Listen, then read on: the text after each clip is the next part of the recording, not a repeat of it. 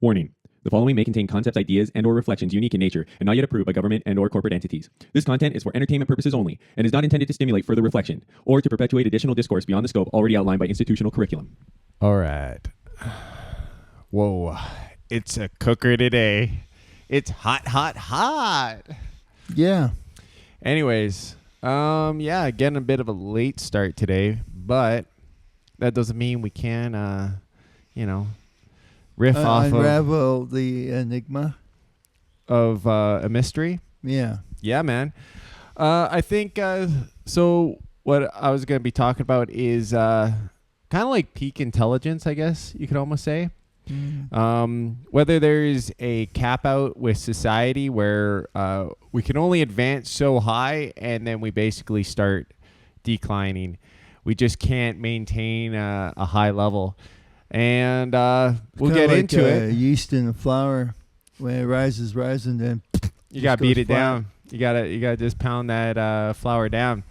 So let's get into it. I don't know what we're gonna call it, but something along the lines of peak intelligence or something.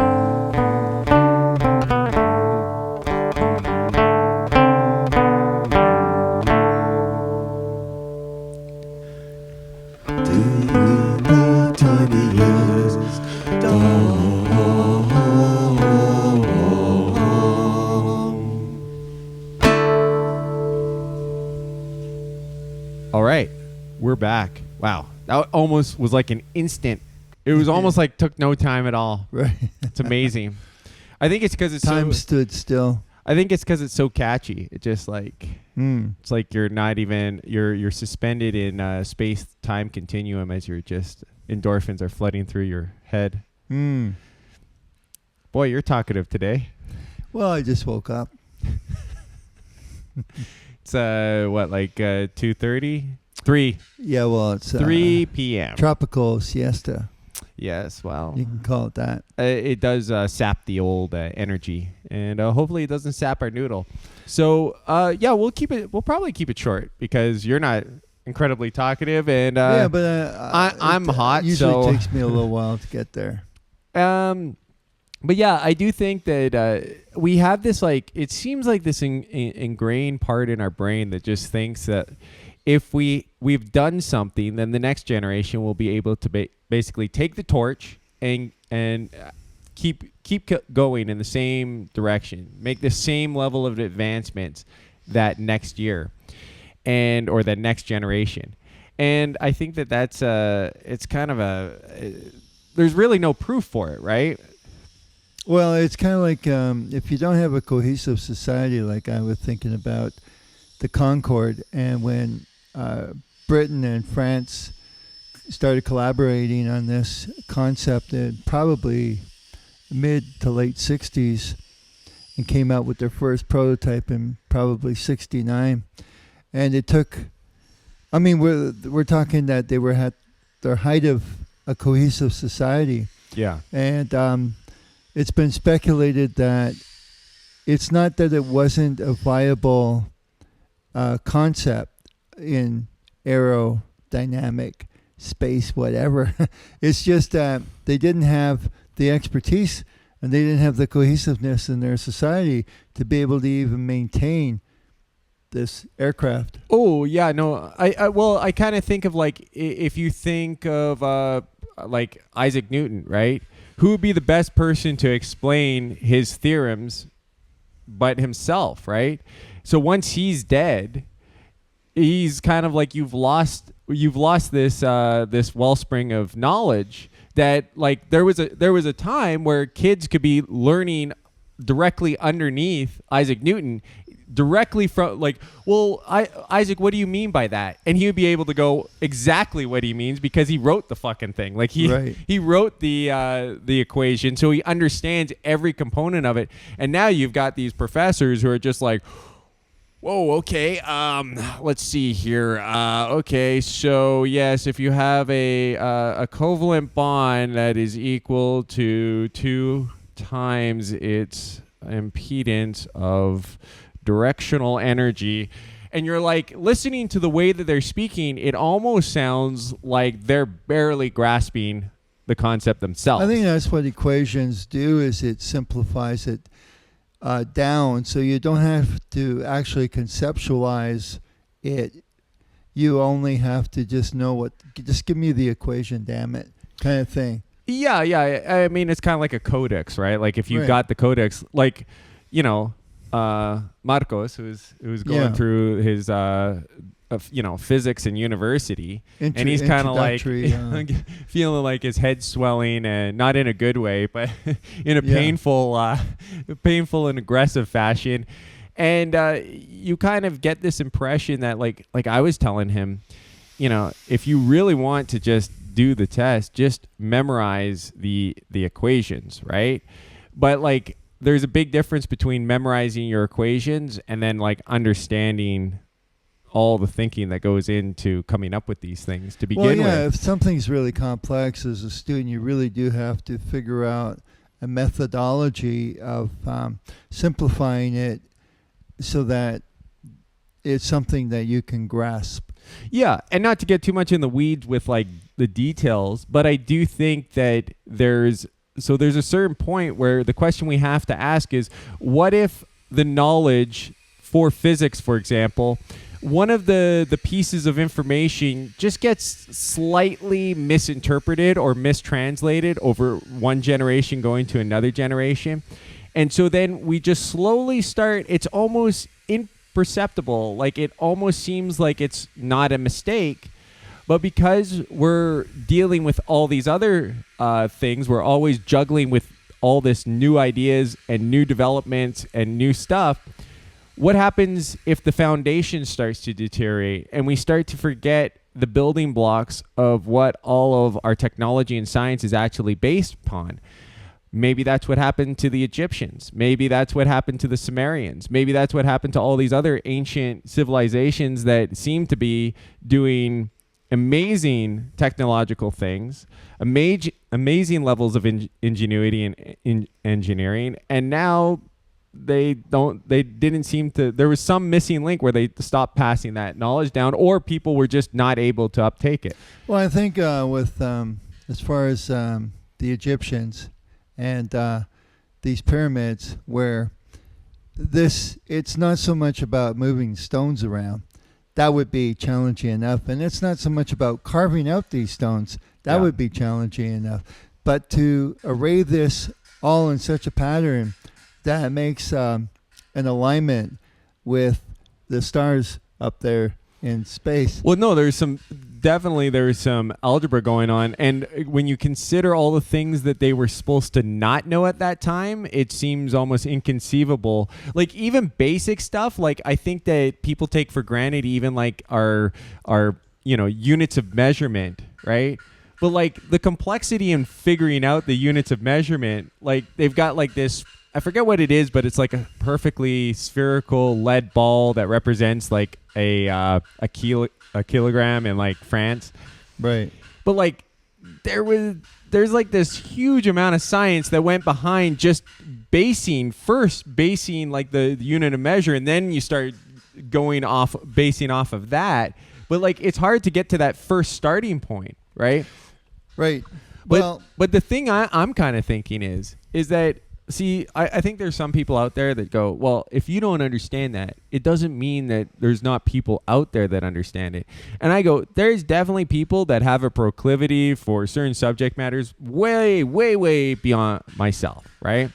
But I'm a big picture kind of guy, right? So I'm not detail orientated, and there's people that are going to easily surpass me in that sense, right? But from a logical standpoint, there's no real logic in how you can continually advance. It's actually mathematically impossible to continually advance, right? Do you understand what I mean, or should I go into detail now? I think there comes a point in time where you have to say, gee, have we not perfected the wheel? Do we need to continuously pour more and more money into trying to make the perfect round wheel? You have to say, at a certain point in time, you got to say, enough is enough. I think let's just lay off of the damn wheel and let's move on to something else. Well, let's just say that advancement. Let's just try and get some safe cooking utensils to cook right, with. like let me just and that's very basic shit. I mean, in a sense, I like to try a and carving. bring it down No, to but the like most basic. I know, but carving like a spoon out of a piece of wood is very basic, but it is actually much safer than a lot of the other type of plastic spatulas out there. Utilitarian usage out of it. Back in the day, you could look at that and go, well, that's kind of backwards. Isn't that, primitive? I mean, even Cro-Magnon man was out there carving a wooden spoon, right? That's not very advanced. But if it works, then why change it? Well, I think what we got to be looking at really is this pushing forward of ever more and more computing capabilities in computers. Well, computers... For what purpose? Computers, well, it has a purpose. I think I've said this in another video, but I want to reiterate it because I want to put myself out there because I don't know of anybody out there that's making this claim. All right, let's hear it. Dun, dun, dun. Computers are destined to crash.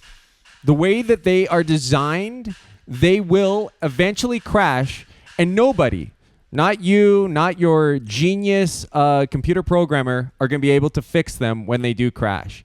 And the reason for it is very simple. Because the way that computers have been designed is one line of information. And then every time you have a new advancement, it's another line of information. This type of adding on typically has been just done. There's been nobody going back and going, well, let's reinvent the wheel. Let's get rid of all the fat on this program.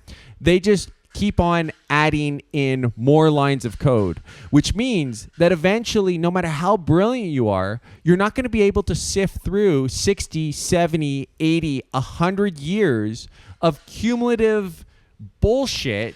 I think that's information that's added on inside of a program. It gets too bloated. I think you were also mentioning too that with these CPUs that endeavor to make more connecting lines so that they have faster computing capabilities, that these all need electrical current going through it, and you're getting you're getting like ionized decay of the metal in those connections and on those nanometer sort of chips that they're getting smaller and smaller because they have to be smaller and smaller to fit enough processing power into a small package. And did you say there's only one metal that actually would viably do that? Gold is like the most, because it's the most inert, right? So they're like, I'm not like completely up on my lithography, but I do think it's proprietary, so I don't know if anybody out there is really going to be able to say, I 100% know what the proprietary secret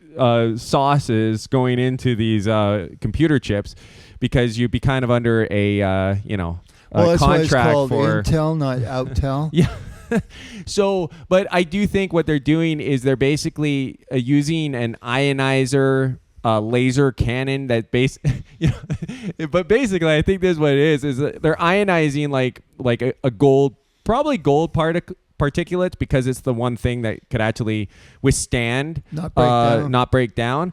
And so they're ionizing gold, and then they're firing it through this laser to imprint the gold into like a silicon based chip that holds it, and then with the precision of this laser you can get smaller and smaller and have all these like nodules on this like tiny little chip. Well, maybe this is why we're seeing a spike in the price of gold. Well, that's maybe a part of the reason, but the point is that like there's a certain cap out point, but it's not just the pragmatic, like the practical, like the actual diodes and the lines and all that stuff. That's going to collapse because it's a throwaway society, and eventually when you basically engineer everything to fail, even the processors that are in these giant server farms only have a shelf life of like 10 to 15 years. I don't think most people realize that. Right. Like, I don't think people realize that because of the way that they've, you once you engineer something where it's like, oh yeah, we want, to be constantly replacing a computer every 5 years, so we make these things to break down. you don't have the engineers to actually make the industrial application last longer than 15 because it's 3 times what would be normal for a consumer product. Right. But they're not like prioritizing that. So like most of these server farms, they're like fighting to keep the data from corrupting because, you know, when you see data corruption, and I think anybody that's like done video editing, I've experienced it. I think anybody that's dealing with video or computers or anything like this, and they're dealing with projects, have all come across like data corruption at some point. And basically, for the most part, what that is the nodules are like physically decaying, and you can't communicate. You can't access that data that was imprinted upon it. So there could be a silver lining in all this for mankind. Well, if silver is used in components, I guess. Go ahead. But it oxidizes though too. There's a silver lining. Hit me with it. Well, just air travel's about to get a lot more fun. No, because the only people that would be really more interested in building up an ever bigger, better computer and having all that data farming data, I mean terabytes and God knows what else you want to call it, is only to control everything that's on the planet. Well, so no, I do with think having this thing crash, it's a blessing to humanity. No, I totally. The rest of the hey, maybe it's God. Maybe it's like divine intervention, where it's like, hey, we're gonna get this supercomputer that's basically gonna like control everybody and dominate and hold all your information, track your movements, track what you say. But for some reason, we decided to not engineer the silicone that robustly, so all of it has a lifespan and is going to decay, and we're going to lose that information. Because there's the comedy relief in all this. But even if you take all this pessimism, even if you take like this idea of advancement. So what's advancement? Well, it's taking something and adding onto it. Is it not? I mean, am I wrong in what advancement is? I thought I think that's what it's supposed advancement to be. Is some sort of progression. It's not a line. It's not, well, my dad did this and I'm going to do the exact same thing. That would be linear. That wouldn't be. I don't think you want to do that. That'd be no, but like it'd be a sideways. It'd be a lateral throw. You wouldn't be making any forward progress. No. So then if you think about it from a mathematical standpoint, you go, okay, so if every generation is adding on more information to the trough, the baseline of information, then it means that each generation has more information, more information, more information, more information. Now, we could say, yeah, we're going to stretch the limits of the human mind. Is this? It could be extremely tedious information, like how many times does a person wipe his ass a day and how many squares of toilet paper does he use? Here's the thing. So you got two aspects. One, you go, if you've got, first off, there's going to be a cap. There's going to be a cap where if civilization continues progressing for 10,000 years, the human brain will not be capable within its lifetime to get up to speed. It's just not going to be possible because if you think of how much information we've had in the last 400 years that we've been cramming into our brain, well, imagine if we continue to make that level of progression. It's kind of like 10,000 years from now, all the laws that are on the law books. Right. These poor little fuckers can't handle even probably one law book without having to hire a couple of paralegals to sift through it. No, and this is the thing is like everything, we're all constantly adding more into the libraries, more into the trough of information. So we only have two options. We either start deleting information, but who's making that call? Nobody. Right? And then the other one is we end up getting to critical mass where we have so much information, just this huge giant glut of information that it becomes very unwieldy and we can't even really access anything we want. In a sense, a lot of times they say old people, their dendrites are still firing at the same speed as everyone else. It's still traveling at the speed of light. Information over 60, 70, 80 years. It's harder to access those memories because you're going through more avenues, more channels, right? And so, I mean, it would be kind of ironic if that's why we die. Is just like we go. I got too much. I can't store any fucking more. I can't access my memory banks. I'm and it just keeps on going on and on. Access denied. Access. And pretty much you burn out your CPU. Yeah, you're like I just can't handle. I'm reaching critical mass here. I can't handle it. So no, I do think it's interesting because it's something that I don't really believe in advancement, I guess is why I'm saying this, because I think that like in a lot of times when people just go, well, it's advancement for advancement's sake, I go, well, fuck advancement. I mean, I don't necessarily know if it's better or not. Well, even if you is the world better with the automobile? As much as I'm impressed with how the automobile works, is it better with an automobile or was it better with horses? There were all gives and takes. We certainly wouldn't have as dirty of air or atmosphere, and we'd have plenty of fertilizer to spread over the fields. We wouldn't be, reaching food crisis mode because we'd have a whole bunch of horse shit to spread on. We wouldn't have to take that sludge from water treatment plants from Chicago or LA to spread over Silicon Valley, but we're dealing with San Juan Key. But dude, we're dealing with time constraints. We better just get that green shit out, human shit out there. Whoops, E. coli on your broccoli. Right. Sorry, folks. Because that's the only explanation. I mean, naturally, any plant does not have that type of stuff. No. I mean, but this is the thing. You get to a glut point. You get to critical mass. The system can't sustain itself. So the question is, if we're destined to reach a cap out and we're basically, our society is going to collapse, no one's going to know how to fix it anyways, then why would we sacrifice anything for progress at all? Like, why would a person give their life in the name of progress? Well, this is the amazing. If it's not really, it's not going to be something cemented into all time. It's going to rise on a crest, and then it's just going to fall back into oblivion. Right. You could say it's madness that you have these people in charge that are hellbound on continually seeing the so-called growth in development or progress, and it's we're not, like, even a human lifespan, it's not. It doesn't even make sense. You hit your peak at 20, 30, maybe 40, and then things start to change. You realize even within your own lifespan that there's going to be a cycle where you're going to peak, and then things are going to start descending, at least physically, but you still might actually have more wisdom accumulated over that time, and so you won't be at least suckered into making investments that you really ought not to. Yeah, I mean, I think wisdom is a little bit different than just simply intelligence or progress. I think wisdom is sometimes knowing the difference between something that is new and something that works and is old. And sometimes the wise person is the person that goes, yes, what you did there was impressive, but I think in the long run, it's not really practical to adopt it. You fooled me once. Well, shame on you. Fool me twice. I can't get fooled again. Yep. Kind of thing.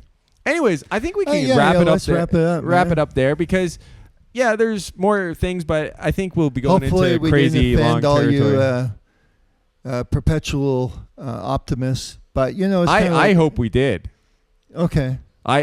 I hope that they're quite offended, because the only way to stimulate a wake up in people is to get a rise out of them. You can't just like soft coat everything when people are living in a dream world. You have to shake them awake. You gotta slap them in the face. Well, sure. You gotta throw some cold water on them. If you're going merrily down your way with a team of like 6 horses, and you're realizing, we're going to be getting close to the Grand Canyon.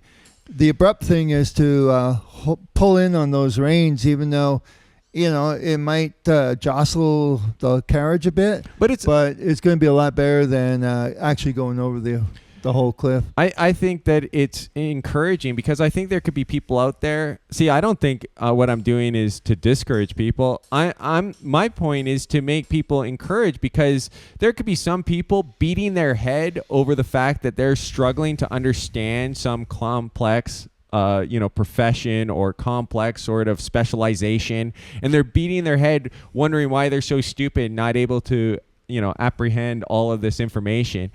And I think that maybe there's an answer that it's not really conceivable or reasonable to expect that. And that, or not even necessary. and if that somebody said, depending "Here's the Rubik's cube. I want you to solve it in a week, or you die, Yeah, like, and everybody it- else in your family dies." It might be a little bit of an incentive, and you might be feeling very, very serious. And don't interrupt me while I'm trying to solve this fucking thing. But I mean, if that's the kind of incentive you need in order to, increase your cognitive ability. yeah. I don't know why I threw that out there, but yeah. Well, yeah. I mean, You throw it out there, and if it sticks, hey, well, good. the so what do you want? Like people to uptake the idea of a guy pulling a gun on someone and causing them to do because like I'm saying that in a sense it's these bad incentives, these negative incentives to negative feedback loop to push a person and propel a person to do something that's really not necessary, not really important. Not important. The thing is like so what I'm saying in this is mindless progression is crazy because it's going to lead to a dead end anyways, right? And so it would make a lot more sense to find the things that you're interested in, passionate about, and pursue those things, and to hell with what people are trying to tell you is required for the basis. When a person is like, he likes a really simple life, well, there's that expression, I kind of forgot it. Existentialism? No, it's like... well, I don't know. You're the one coming up with it. Well, I hate to put you on the spot. I'm putting myself on the spot by saying it. But were you... A minimalist? Minimalist. Hey, okay. There's a beauty in being a minimalist. I like to embrace it from time to time, and I think it gives peace of mind, really. Yeah. And isn't peace of mind really quality of life all around? So the thing is it's not about like information intelligentsia bad, but it is about what is the end goal. Right? If you can't answer that question, right, then you might not be on the right track. You have to have some answer to the question, what is the end goal? Right. Why are we doing this? Why is this important? And if you don't have an answer to that, right, then you go, okay, to hell with AI. To hell with your quantum computers. To hell with your surveillance state, right? Because if there's no quality answer to the question of why are we doing this, it's not just because we can. That's a shit answer. Well, it's not right? because of we want everybody to be empowered. It's more like we want everybody to be enslaved. I mean, that's clearly what they seem to be stating anyways, why they got this hard-on for bigger and more powerful computers. But the point is I think that type of ambition eats its own tail because it cannot, when you constantly want more, eventually you get to critical mass and you just cannot push anything more into you and you're going to collapse, right? So that those people, those like power hungry, greedy, self-serving people are going to basically collapse under their own weight anyways. I think even a womanizer eventually gets syphilis. Right, but this is nature's way of curbing the human condition. I was thinking we were going to wrap it up, but every time I try to wrap it up, you throw in pull a gun on the guy with the Rubik's Cube, and every guy that sleeps around is going to get syphilis eventually. No, so purposely putting notches in his belt. It's poetic justice. No, of course, they come up with... Anyways, yes, they came up with penicillin. God bless them. But anyways... your attention deficit disorder is really shining through today, man. I just woke up. You don't sound like you're too sleepy now. You sound like you're all fired up, but it's just all over the place. Yeah. Okay. Anyways, I think that's a bit of a wrap. Happy Thursday, and we'll see y'all Friday. Well, we're not going to see y'all, but you can see us if you tune in. Same bat time, same bat channel.